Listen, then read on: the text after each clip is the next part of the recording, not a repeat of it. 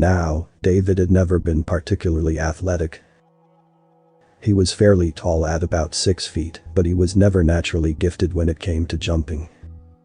So that only added to his confusion when his jump easily carried him several feet into the air, causing him to crash into the branches above him, sending teal leaves and red sticks falling to the ground and causing a good amount of noise in the otherwise quiet forest. Oh hell. Ow, David cried out in surprise more than anything else. He felt branches break around him and had a face full of thick leaves. He seemed to linger at the apex of his jump for just a moment longer than normal before falling back down. He landed with a dull thud, although with much less force than he was used to. One of the larger branches fell on him, hitting his shoulder and making an odd crack. Ow, David exclaimed reflexively. That didn't really hurt. He paused and raised a hand to his shoulder and looked down at the branch. It wasn't a small branch. Easily as thick as his leg and just as long, it looked heavy and sturdy. David glanced up at the tree, then back down at the ground. He bent over and picked up the branch in one hand. It was incredibly light for its size, but felt rigid and brittle. He grabbed one of the smaller sticks on the branch and applied pressure slowly. It snapped off like a piece of thin ice and crumbled like automotive glass. Okay. David turned the branch around, examining it closer. The leaves on the reddish branch were much thicker than normal and felt somewhat leathery. He found that the bark of the tree was closer to a shell than actual bark. It certainly looked like bark, but was far too brittle for David to consider it as such. It didn't splinter like bark would, but instead cracked and fractured like an eggshell, although it was far thicker than that. The inside of the branch didn't splinter like wood either. Instead of cellulose fibers, the inside was unexpectedly soft, malleable, and kind of moist. David had the thought that it looked like some weird interpretation of imitation seafood, but he wasn't completely sold on that. After all, he wasn't a huge fan of seafood, so he didn't have much experience with the stuff.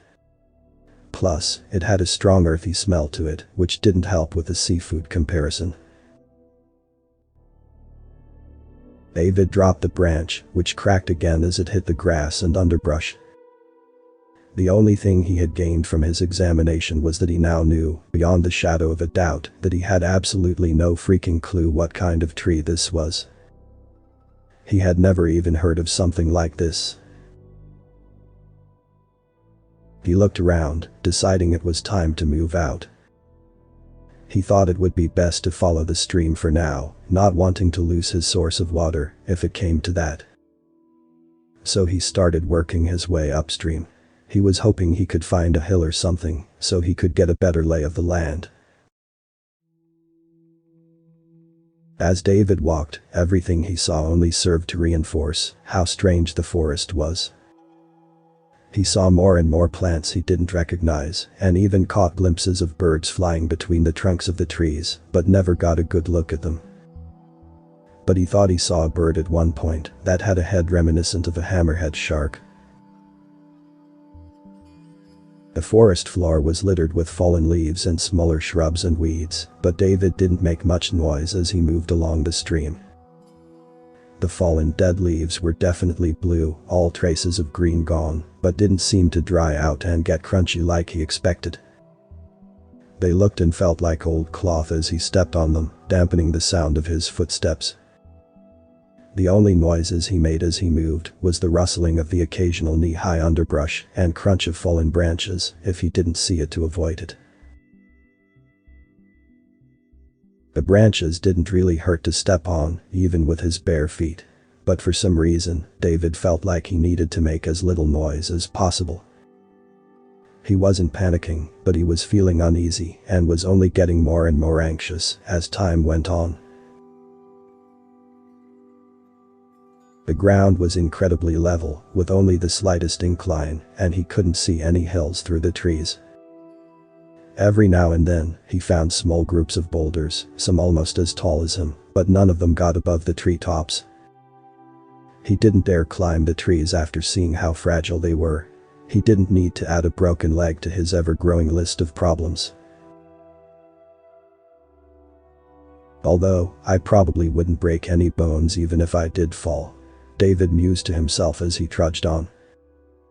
He was still disturbed by his jumping experiment earlier, even if something at the back of his mind was secretly happy that he would now absolutely dominate at basketball. After what felt like a couple hours of walking, David was fairly certain he had to have covered a few miles or more at this point. He definitely felt lighter than normal because despite his bad night, he wasn't very tired for the distance he had walked. He hadn't encountered any animals larger than a bird since he started, which was somewhat surprising to him. He had been holding out hope of seeing something, if only out of curiosity. But, as David rounded a group of boulders on the side of the stream, he suddenly thought he heard something other than birds or running water. It sounded faint at first, but it was definitely something bigger than anything he had seen previously. He started moving in the direction of the noises. He thought he was hearing footsteps and the rustling of the underbrush. David started moving faster, anxious to find whatever was making the noise. As David got closer and the noises became louder, he had a sudden epiphany that caused him to freeze in place. What if it is not friendly? Mind now racing at the possibility of danger, David thought carefully. It didn't take long for him to make up his mind though. Finding anything would be more helpful than just continuing to wander around lost in an unfamiliar area. At least, that's how he rationalized it in his head. In actuality, it was mostly just pure curiosity with a slight hint of desperation that drove him at this point. Oh, it couldn't hurt to be careful. He crouched as low as he could and continued on his way, being extra careful to avoid noisy branches on the ground. As David approached the source of the noise, it suddenly stopped for a moment, and was followed by a sudden flurry of activity accompanied with a lot of rustling. Then silence returned to the forest. David came to a halt, trying to conceal himself as best he could behind some trees, but ultimately failing miserably. The trees he happened to stop behind were all young and very narrow. He scanned the area trying to find any sign of the creature that had been making the noise. Seeing nothing, David quietly moved forward, remaining wary. He noticed bright teal leaves on the ground, a surprisingly stark contrast to the deep blue of the dead ones on the forest floor. Something definitely came through here, he thought, carefully peering around some large rocks. As he carefully made his way around the trees, the hair on the back of his neck suddenly stood on end. He could feel eyes on him and thought he saw something in the corner of his vision. He turned quickly to the right, eyes settling on the largest and thickest tree in the area that couldn't have been more than a few steps away. Author's account and link to original text is in the description.